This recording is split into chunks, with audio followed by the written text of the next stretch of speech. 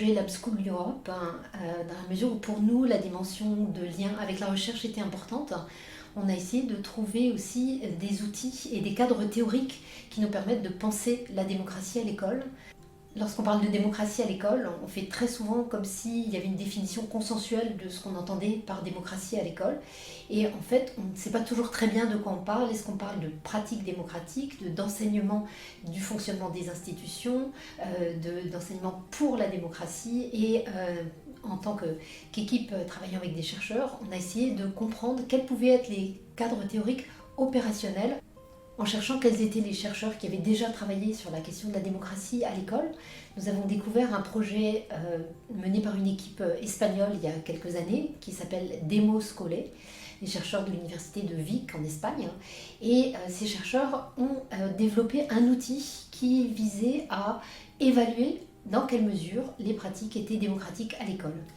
Et donc pour développer cet outil, ils ont d'abord construit un cadre théorique. Et ce cadre théorique comprenait 4 dimensions inspirées de la recherche sur la notion de démocratie, mais adaptées au contexte scolaire. Leur première dimension s'appelle la gouvernance, et c'est la manière dont l'ensemble des acteurs sociaux, en l'occurrence dans une école, les enseignants, les élèves, prennent des décisions ensemble et s'appuient sur une organisation pour prendre ces décisions. La deuxième dimension est un peu difficile à traduire en français, en anglais c'est inhabitants, et ça renvoie à l'ensemble des conditions qui permettent de vivre démocratiquement. Il ne suffit pas d'avoir une gouvernance, il faut encore qu'on ait des conditions décentes pour vivre. Donc pour des citoyens, c'est avoir un logement, avoir des conditions d'existence possibles. Pour une école, ça peut être aussi d'avoir des locaux, des matériaux, tout ce dont les enfants ont besoin pour apprendre et les enseignants ont besoin pour enseigner.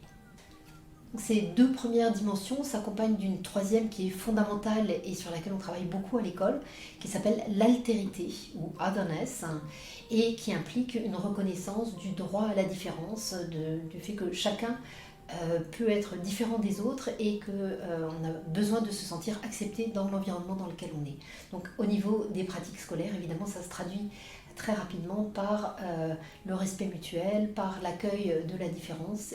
Et enfin, la dernière dimension est une dimension qui englobe les 3 autres, qu'ils appellent l'éthos, qui est la manière d'être au monde, la manière de faire des choix, de vivre en conformité avec ses valeurs, et qui là aussi est étroitement liée à la notion d'altérité, puisque ça suppose aussi de reconnaître la validité des valeurs des uns et des autres, et d'apprendre à vivre en conformité avec ses valeurs. Alors, à la lumière de ces 4 dimensions, l'équipe de Nuria Simon-Gil à l'Université de Vic a développé un questionnaire qui reprend des éléments de chacune des dimensions. Ce questionnaire était adapté aux écoles espagnoles, à certains contextes scolaires, et lorsqu'on a essayé de le mettre en œuvre, nous, à l'école, on s'est aperçu qu'il y avait un certain nombre de points qui ne nous convenaient pas tout à fait, ou de formulations qui ne nous semblaient pas tout à fait claires.